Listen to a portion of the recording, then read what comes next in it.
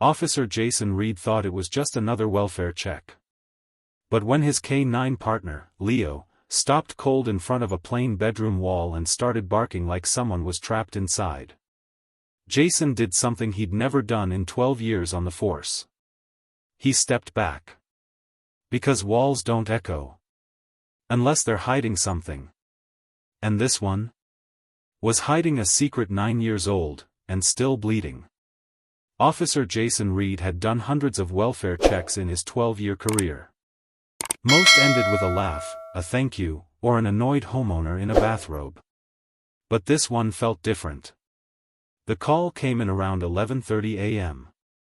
A neighbor on Sunset Avenue in the coastal town of Port Crest, California, reported hearing screams the night before, female, panicked, cut short by silence. She thought it might have been a TV. But when the lights stayed off all morning and the front door remained closed, she trusted her gut and called the station. Jason pulled up in his cruiser with K-9 Leo, his loyal German Shepherd, in the back. Leo wasn't just a dog, he was family. A quiet partner, trained for narcotics, missing persons, and evidence detection. And Jason had learned to listen when Leo reacted. Because Leo didn't overreact. Ever. They approached the duplex, freshly painted, 2 stories, American flag waving lazily on the porch. From the outside, everything looked normal. Jason knocked. No answer. Called out. Nothing. With a warrant granted based on probable cause and community safety, he entered. Inside, the place smelled like lavender cleaner and faint cologne. A plate of food sat half-eaten on the kitchen counter. 2 mugs of cold coffee were on the table. There were no signs of forced entry, no blood, no toppled furniture. Until Leo froze. At the end of the narrow upstairs hallway, Leo growled low. His body stiffened. Ears forward. Eyes locked on a wooden wardrobe in the back bedroom. Jason stepped closer. Leo barked once. Loud. Then twice, pacing, sniffing around the wardrobe's base. Jason opened it. Clothes on hangers. Shoe boxes below. But Leo was fixated, not on the items inside, but on the back panel of the wardrobe. Jason knocked. It sounded off. A solid knock should make a dull thud. This one? It echoed. Subtle, but unmistakable. He gently pressed the wood. It was slightly warmer than the rest of the paneling. Something behind it? An air pocket? A hidden space? Jason took a mental note, called it in, and waited for backup. No immediate threat.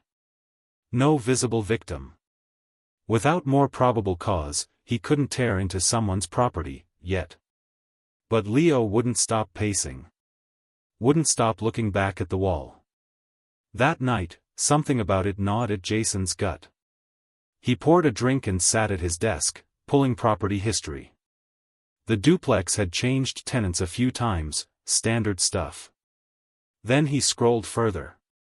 9 years ago, a missing persons report had been filed for a young woman named Sarah Elridge, age 22. Last seen at that same address. Jason's eyes narrowed. No follow-ups. No sightings.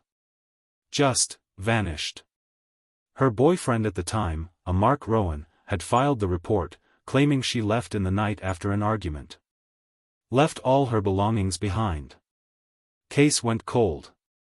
Jason pulled up her photo, light brown hair, warm smile, a faint tattoo visible just under her neckline. He turned the monitor toward Leo, who sat obediently beside his chair. "What are the odds, buddy?" he muttered. Leo tilted his head. Jason leaned back, heart racing now. What if that wall wasn't just a wall? The next morning, Jason returned to the duplex under the guise of a follow-up safety inspection. The current residents, David and Mallory Kent, welcomed him awkwardly. Newlyweds, early 30s. Seemed decent enough, though David looked uncomfortable when Jason asked to see the upstairs. Back in the bedroom, Leo trotted directly to the wardrobe again, like he'd memorized the scent trail. Jason took a closer look at the back panel. Slight variations in texture. The wood was newer than the rest. No screws. No hinges. Seamless, but not factory sealed. He pressed his knuckles along the edges and felt a small indent, filled in with wood filler. Someone had sealed this deliberately. Before he could ask more questions, David poked his head in. "Something wrong, officer?" Jason kept his tone light. "Just checking airflow in older units. Some odd readings." David didn't respond. Just nodded slowly and stepped back. On his way out, Jason stopped by the property manager's office.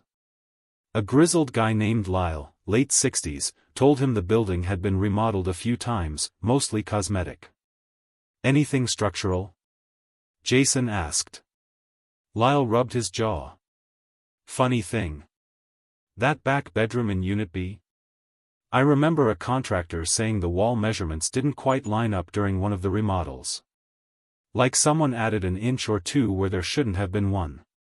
Jason's pulse ticked upward. Back at the station, Jason pulled the cold case file on Sarah Elridge. The report was thin. Mark claimed she left after a fight. Said she'd talked about going to Seattle. Her clothes, toothbrush, suitcase, all untouched. Jason scanned Mark Rowan's record. Clean, until 3 years ago, when he got a DUI under the name David Kentucky. Jason's heart stopped. He printed the mugshot. It was him. Same jawline. Same eyes. David Kent was Mark Rowan. He'd changed his name, grown a beard, and built a new life. Married. Clean record. Until now. Jason stared at the photo of Sarah again. 9 years. No movement. No sightings. No closure. He looked at Leo, who sat upright, ears perked, waiting for the next move. "You found her, didn't you?" That night, Jason stood outside the duplex again, watching the lights flicker inside. He called forensics. A new warrant was coming. But he already knew. Because dogs don't lie. And walls shouldn't echo, unless they're hiding something that was never meant to be found. Officer Jason Reed didn't sleep much after that second visit to the duplex. He'd played it casual with the tenants, didn't tip his hand. But inside, he was turning over every detail like puzzle pieces he couldn't quite connect. Leo had reacted twice, same wall, same low growl. It wasn't noise. It wasn't nerves. It was scent. Something, or someone, was behind that wall. Back at the precinct, Jason pulled the old case file on Sarah Elridge again. The girl had vanished in 2014. Her boyfriend, Mark Rowan, gave a half-baked story. She left after an argument, maybe went to Seattle, maybe just needed space. But the evidence didn't line up. She left behind her purse, her clothes, her passport, even her toothbrush. Jason knew people didn't run without their ID. Now here's the kicker, Mark Rowan no longer exists. Not legally. The face and fingerprints belong to David Kent, the man currently renting the exact same duplex where Sarah was last seen. He'd taken on a new name, married a woman named Mallory, and built a brand new life like nothing ever happened. But something did. And Leo had smelled it. Jason started retracing the old investigation. The original detectives had gone through the motions, interviews, apartment sweeps, missing posters, but the case went cold fast. No leads. No body. No foul play they could prove. Without more evidence, it faded into the pile. But now? Jason had something better than a lead. He had a dog with a nose trained to detect traces most humans couldn't even name. He called up Tom Davis, a retired officer who'd worked the original case. They met for coffee at a diner off Main Street, both sipping burnt coffee under buzzing lights. "Sarah?" Tom said, brows furrowed. "Pretty girl. Real sweet. Didn't deserve whatever happened to her." "You ever suspect the boyfriend?" Jason asked. Tom stirred his coffee. "I mean, always. But he played the part. Seemed wrecked. Called her parents every week for months. Held a vigil. Even helped hand out flyers. But, you know how that goes. Sometimes the ones who cry the loudest got the most to hide." Jason nodded slowly. "He's still here. Changed his name. Different life. Same address." Tom froze. "You're kidding." Jason slid a photo across the table, David Kent's license, next to Mark Rowan's old booking photo. "Different names. Same man." Tom let out a low whistle. "Damn." Jason tapped the table. "And here's the wild part, my K9 partner hid on the back wall of their bedroom. Twice. I knocked. It echoed." Tom leaned back, eyes narrowing. "You think she's still in there?" Jason didn't answer. He didn't have to. Later that afternoon, Jason returned to the duplex, this time, with Leo and a thermal imaging specialist from the county. Under the guise of a routine safety check, they inspected the unit. David wasn't home, but Mallory let them in. Jason chatted politely, asking about renovations, appliances, anything he could use to stretch the visit. The specialist ran the thermal scanner over the wall. Most of it glowed a uniform blue, normal temperature readings. Except for one rectangular section, 4 feet by 6, dead center behind the wardrobe. It glowed orange-red. That meant it was insulated differently, possibly hollow. Jason's gut clenched. He turned to Leo, who was now sitting silently, ears forward, locked onto the same spot.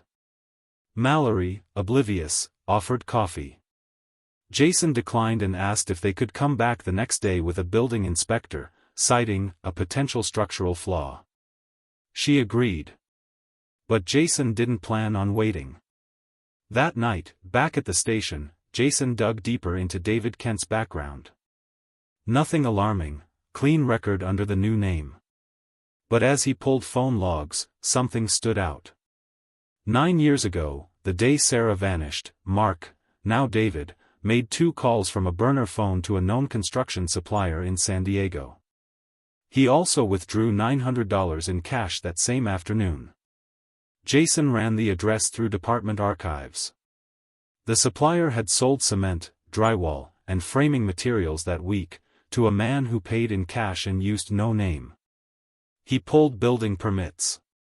Nothing listed for the property during that time. It didn't prove guilt, but it painted a picture. A man with something to hide. And now, Jason had the warrant to prove it.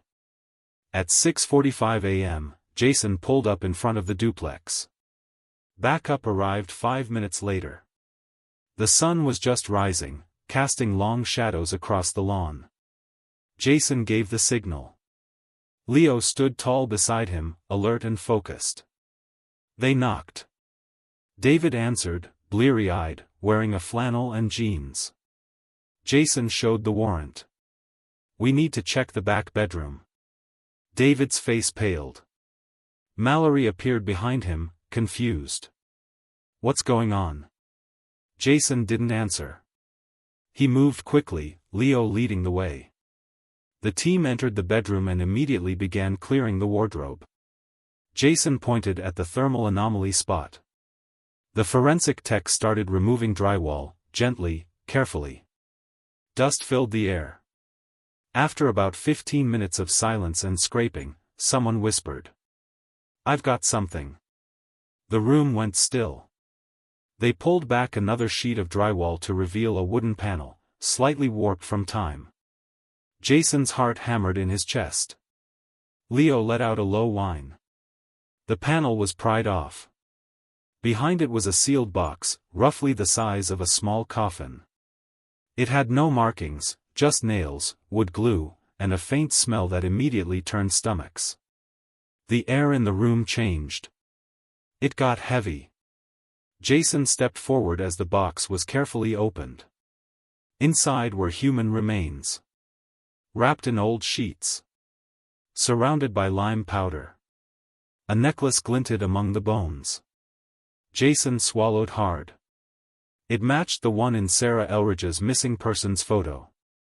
Mallory screamed in the hallway. David didn't say a word. Leo sat quietly, watching, unmoving. His job was done. He'd found her. They cleared the area. Jason stood on the lawn, looking up at the bedroom window. Leo leaned against his leg. 9 years. A name change. A fresh coat of paint. And none of it stopped the truth from rising back up. The press would descend soon. The town would buzz with rumors. There'd be court, testimony, trials. But for now? Sarah Elridge was no longer a missing person. She was a daughter finally going home. And it started with a bark. Jason hadn't slept. It was past 2 a.m., and he was still at his desk at the Port Crest Police Department, files spread out like puzzle pieces across the metal surface. Leo lay beside him, wide awake, his eyes flicking toward the door with every passing sound. Just as vigilant as his handler. The discovery that David Kent was actually Mark Rowan had cracked open the cold case like a fault line. Jason could feel it, this wasn't just a missing persons case anymore. This was something bigger. And something was still being hidden. Jason clicked through the DMV records again. The fake ID, the name change, the clean new record under Kent, it all felt too convenient. Too clean. As if someone had helped Mark erase the past. But the past doesn't disappear. It leaves footprints. And Leo was already sniffing them out. The next morning, Jason drove to the county records office. Leo rode in the back, calm but alert. Jason's mind kept going back to that wardrobe wall. The dead silence. The echo. And Leo's bark. That bark hadn't been about drugs, or food, or a small animal. That was a human alert. Inside the office, Jason requested anything tied to Sarah Elridge from the past 10 years, employment, taxes, insurance, medical. The clerk, a woman in her 50s with thick glasses and pink nails, raised an eyebrow as she typed. Nothing under that name since 2014, she said. Jason expected that. Try Samantha Farrell. The woman gave him a look. Alias? Let's just say, long story. After a few keystrokes, she nodded slowly. Well. Someone did payroll under that name for 2 months back in 2015. Small business. A bakery near the pier. Jason's heart jumped. Can you give me the address? Already printing it, she replied. The bakery sat on the edge of Port Crest's boardwalk, tucked between a surf shop and a juice bar. It was the kind of place you'd miss if you blinked, but Jason could already smell the cinnamon rolls as he stepped inside. Morning, he said, flashing his badge at the woman behind the counter. I'm looking into a former employee. Went by Samantha Farrell. Worked here about 10 years ago. The woman squinted. That name doesn't ring a bell, but if she worked here back then, you might want to talk to Angela. She used to manage the place before moving out east. She's in town visiting her daughter this week. Hang on, let me call her. Minutes later, Jason was seated in a booth near the back, Leo resting under the table. Across from him sat Angela Devine, mid-40s, strong Jersey accent, hair pulled into a bun. Samantha, huh? Angela said after a pause. Yeah. I remember her. Sweet girl. Looked like she had the world weighing on her shoulders. What do you remember most? Angela hesitated, glancing at Leo before answering. She always wore long sleeves, even when it was hot. always checking the windows. Flinched when the doorbell rang. She told me her name was fake. Whispered it one night after we closed. Said she was running. Running from what? She didn't say. But I think it was a man. Jason nodded, his suspicions hardening into conviction. Do you know what happened to her? Angela shook her head. She just stopped showing up. No call, no goodbye. One day, I came in, and her apron was folded up on the counter. That was it. Jason leaned back. Do you remember anything else? Anything odd? Angela tapped the table thoughtfully. Actually, yeah. One afternoon, she had a visitor. Tall guy, beard, sunglasses. Said he was her brother, but she turned white when she saw him. She went out the back and never came back that day. Jason didn't need a photo to know who it was. Mark Rowan. Back at the station, Jason called dispatch and requested a forensic sweep of the bakery's storage room. He had a hunch, if Sarah had left in a rush, she might have hidden something. Leo sniffed the walls, the crates of flour, the mop closet. Then, in the far corner of the room, behind a stack of rusted baking pans, Leo sat. Not barked. Not scratched. Just sat. It was his signal. Something important, buried, aged, faded, but not forgotten. Jason carefully pulled the stack aside. A small wooden panel on the wall looked newer than the rest. He pried it loose with a screwdriver. Inside was a narrow crevice. And tucked into the space was a canvas pouch wrapped in plastic. Inside, a faded photo of Sarah, a gold bracelet with an engraving, SE, and a small journal. Jason opened it. The first page read, "If something happens to me, and you find this, please don't let him hurt anyone else." Jason swallowed hard. That night, Jason stared at the contents laid out in the evidence room. The journal was full of half-finished entries. Ramblings. Names crossed out. References to being watched. One entry read, "I don't even know who I am anymore. I've changed my name so many times, I'm scared I'll forget the real one. But he always finds me. Always. No matter what." Jason gritted his teeth. Leo sat beside him, still and solemn. She had tried to get out. She had run. Hidden. Changed her identity. But somehow, he found her again. Jason returned to the duplex the next morning. This time, he had backup. A full team. Forensic imaging. And a fresh warrant, thanks to the new evidence. David, Mark, answered the door in sweatpants and a worn t-shirt. "This again," he muttered. Jason didn't answer. He just walked past him with purpose. In the back bedroom, the wardrobe still stood. Silent. Innocent. Leo trotted forward and sat, nose pointed toward the wall. Jason turned to the team. "Tear it open." The last thing Jason expected from a murderer was charm. But when he sat across from David Kent, whose real name was Mark Rowan, in the fluorescent-lit interrogation room at Port Crest PD, the man looked more like a chef prepping for a food vlog than a suspect in a cold case. Pressed blue shirt, perfectly parted hair, and that same unsettling calm he'd worn when Jason first visited his home. "I make killer lasagna," Mark joked, arms cuffed to the table. "That's not a confession, by the way." Jason didn't laugh. He had questions, too many to ask at once. Instead, he dropped a photo of Sarah Elridge on the metal table. "You remember her birthday?" Jason asked quietly. Mark stared at the image for a beat too long. "April 19th, he finally said. "Why?" Jason didn't respond. Neither did Leo, who was sitting just outside the room, eyes locked on the two-way mirror. Waiting. The walls were closing in. After securing a new search warrant based on the concealed identity and Leo's reaction to the wardrobe, Jason's team had started building a stronger timeline. The problem? David, Mark, was too good at hiding in plain sight. That changed when Jason got a call from Angela Wells, a former co-worker of Sarah's from a now-closed bakery called Sweetie Pie's. She was smart, Angela said over the phone.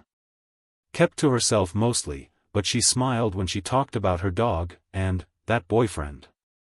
Mark. Jason's heart paused. She ever say she was afraid of him? There was silence on the line. Once, Angela finally whispered. She said if she ever broke up with him, she'd have to vanish. Said it like a joke, but her hands were shaking when she said it. Jason looked down at Leo. She didn't vanish, did she, buddy? Leo let out a soft growl. Jason ran the records. Mark hadn't just changed his name, he'd shifted jobs, social circles, everything. After Sarah's disappearance, he'd filed the report like a grieving boyfriend, then gone off-grid. 2 years later, he popped back up as David Kent, working as a cook in nearby Bay Ridge. Nothing fancy, just a diner job. But a pattern started forming. Wherever David lived, women went silent. Paige Martin, a 28-year-old mother of 2, had recently died under suspicious circumstances. She was David's live-in girlfriend at the time. The case was ruled inconclusive. Paige was found in the tub, wrists cut, pills on the floor. But Jason didn't buy it. Not anymore. Too clean. Too scripted. Too convenient. Later that week, Jason drove out to Bay Ridge to visit the Nook, the seaside bar where Paige and David had both worked. He left Leo in the cruiser, though the dog pawed at the glass until Jason cracked the window and gave him a nod. Inside, the place was dim and smelled like fried seafood. A waitress named Brittany recognized Jason's badge before he could say a word. "You're here about David," she said quietly. A lot of people didn't buy the suicide. Jason leaned in. "Did you see them argue?" "Once. He said she was trying to leave with the kids. He had this look. Like he was made of steel, but his eyes were glass. You ever see a man try not to cry, and it comes out wrong?" Jason had. In courtrooms. In confession booths. At crime scenes. Did he cook for her? Jason asked. Brittany blinked. All the time. Obsessed with presentation. Everything had to be just right. One time she joked about his lasagna being better than her mother's and he didn't speak to her for 2 days. Jason's spine chilled. He thanked her, gave her his card, and walked out. Leo was waiting, tail stiff, ears forward. "You were right, boy," Jason said. He didn't just start with Sarah. Back at the precinct, Jason requested an emergency order to dig deeper into the previous addresses associated with both David Kent and Mark Rowan. Leo had picked up on something in the garage of the duplex, something small but insistent. Jason brought in forensics to sweep the space again. What they found changed everything.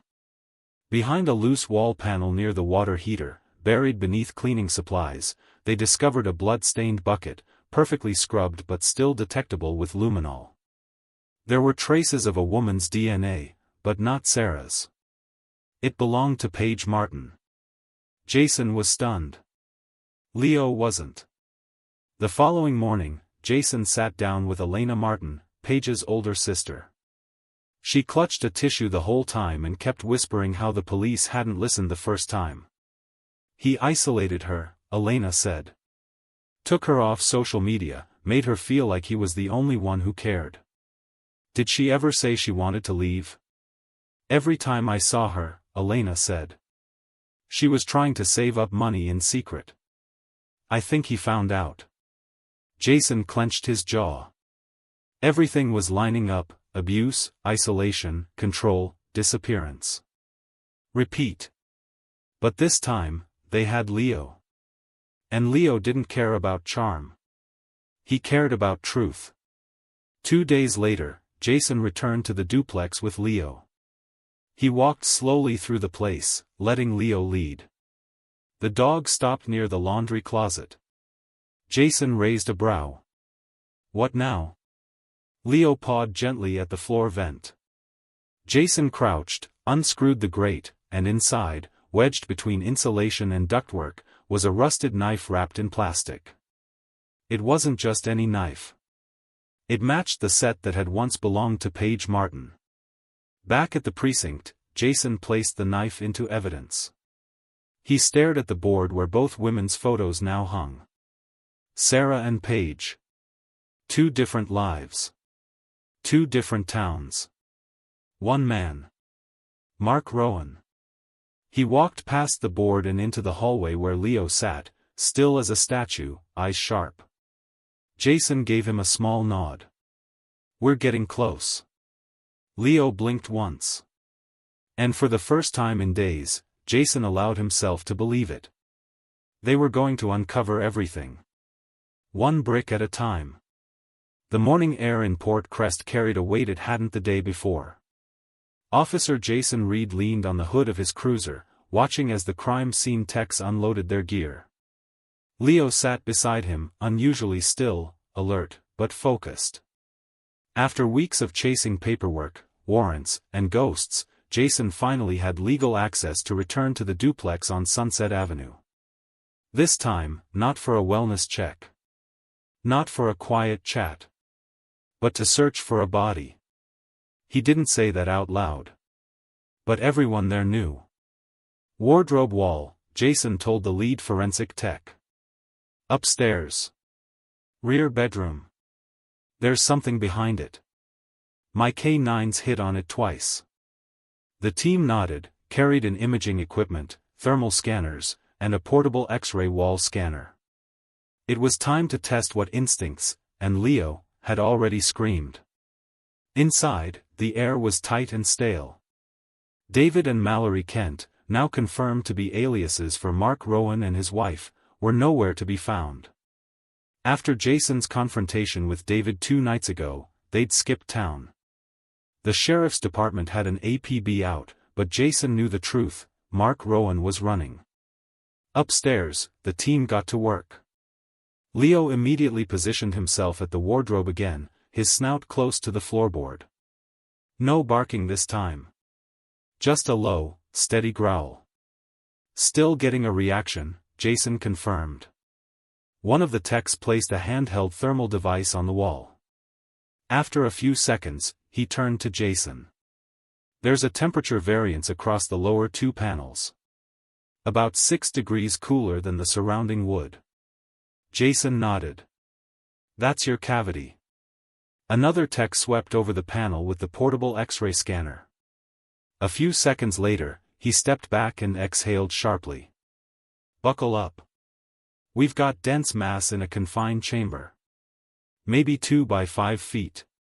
Could be storage. Could be. He didn't finish the sentence. The team used small, quiet tools first, scoring the wood at the seams, searching for hidden latches. There were none. Whoever sealed this wall did it with intent. It took nearly an hour to break in without damaging the entire room. The panel finally gave way with a dull crack, revealing a hollow space just behind it, about the size of a crate. And inside? A sealed wooden box. Roughly the size of a coffin. Everyone froze. Jason stepped forward. Back up. Let Leo work. Leo approached slowly, sniffing the box's edges. His fur bristled. He let out one short, sharp bark. A hit. Jason knelt and examined the box's edges. It had no hinges, just a nailed lid. The wood was swollen with time and moisture, discolored at the seams. A metallic smell lingered in the air. Not fresh blood. But something older. Decayed. Let's open it, Jason said quietly. The techs pried the lid loose. The stench hit first. Sour. Chemical. Rotting. Inside the box, packed tightly with white powder, lime, was a plastic-wrapped figure, curled into a fetal position. Someone had tried to preserve the body, or at least mask the smell. On top of the wrapped body lay a faded bouquet of dead flowers, crumpled with age, and a blood-stained kitchen knife. Jason's breath caught in his chest. They had found Sarah Elridge. The techs began photographing everything. Jason stood silently, hands on his hips, Leo pressed against his leg like a shadow. One of the junior officers whispered, "She was here the whole time." Jason didn't respond. He was already running through what this meant. A missing woman, long thought vanished. Her boyfriend, now husband, living with her body behind a wall. For years. While starting a new life. Jason crouched near the crate. The flowers. The knife. The lime. This wasn't just a body dump, he muttered. It's a ritual. Like a weird burial. Another tech added, and that's not just lime. There's some kind of acidic residue mixed in. Maybe bleach or some other solvent.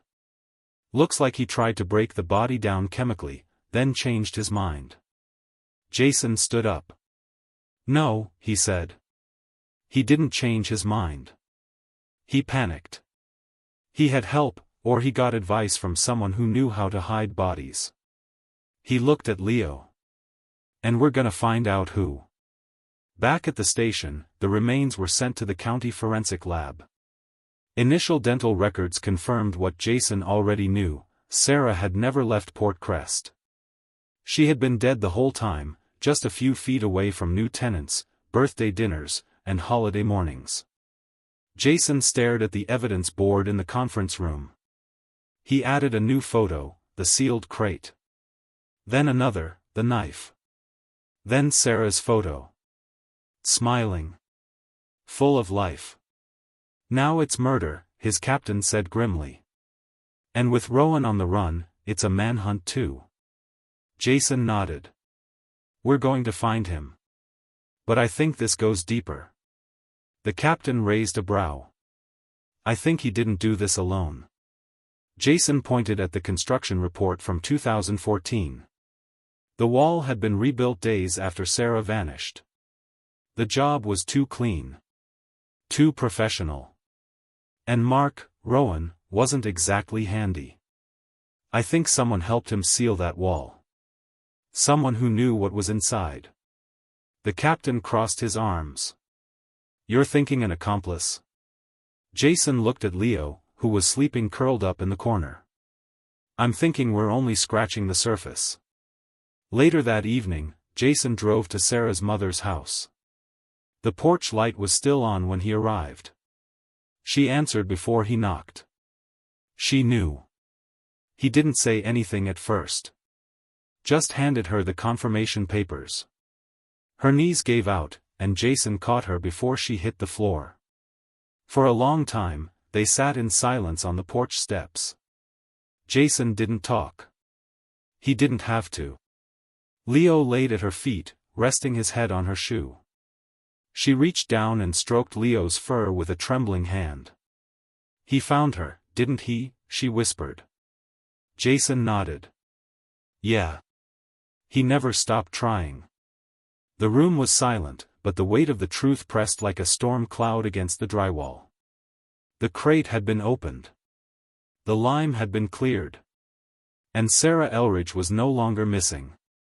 Jason Reed stood near the wardrobe, one hand resting on Leo's back, the other clutching the corner of a photograph, Sarah's, faded and curled from age.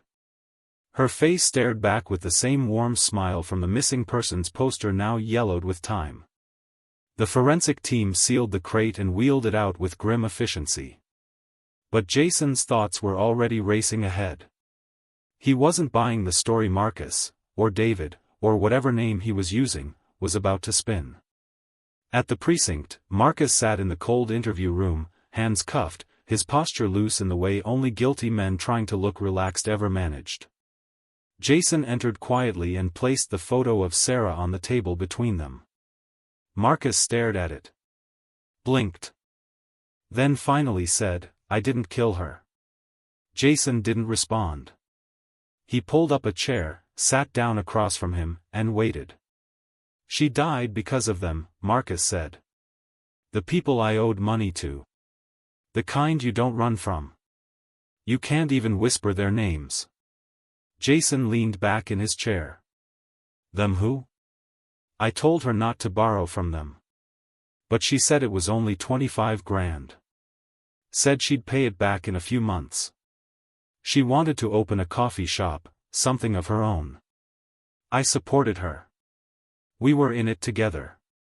Jason crossed his arms. "And then?" Marcus looked away. "We had a party one night. Some friends came by. Things got blurry. The next morning, the cash was gone. She was frantic. Panicked. She said they'd kill her." Jason didn't speak. He let the silence press down like a spotlight. Marcus's voice dropped. 10 days later, they showed up at our door. At night. They had her. Wrapped in a black bag. She was already gone. He wiped his mouth with the back of his hand. "They told me the debt died with her. But they wanted one more thing. They told me to disappear her. Erase her. Or I'd be next." Jason narrowed his eyes. "So, you just agreed? What choice did I have?" Marcus snapped. "I was 30 years old, broke, scared out of my mind, and staring at the body of the woman I loved. They said it was over if I got rid of her. And I believed them." Jason didn't say anything for a long moment. Then he slid a photo across the table, Paige Martin's photo, Marcus's girlfriend after Sarah. She had been found stabbed 16 times in her apartment just weeks earlier. "You want me to believe you didn't lay a hand on Sarah?" Jason asked. "That you were some helpless, terrified boyfriend? Then explain this." Marcus paled. That was different." Jason's voice was calm, controlled. "Sure was. Different name. Different girl. But the ending? Just the same." Back at the precinct bullpen, Jason sat with Leo by his side, scrolling through evidence. The thing was, some pieces did line up. There had been rumors of underground lenders operating out of San Diego, preying on immigrants and young workers. No contracts, no witnesses, just debt collectors with baseball bats and unmarked vans. But so far, they were ghosts. Whispers. Urban legend in law enforcement circles. And Marcus had no names. No photos. No evidence. Except for one odd detail, he mentioned being told to make her disappear, permanently. The phrasing stood out. Jason reviewed the crime scene photos again. The lime. The acid. The sealed wall. The floral arrangement. It had taken intentional effort, too much for someone in a blind panic. And something else was off. Jason clicked through the forensics report again. One line caught his attention. Crate construction, sealed with reinforced jointing consistent with contractor-grade masonry work. Marcus wasn't a handyman. He'd worked at a pizza place. He could barely hang a shelf. So, who built the wall? Later that evening, Jason returned to the duplex. The place was cordoned off, but he had clearance to poke around. Leo was calmer now, but still alert.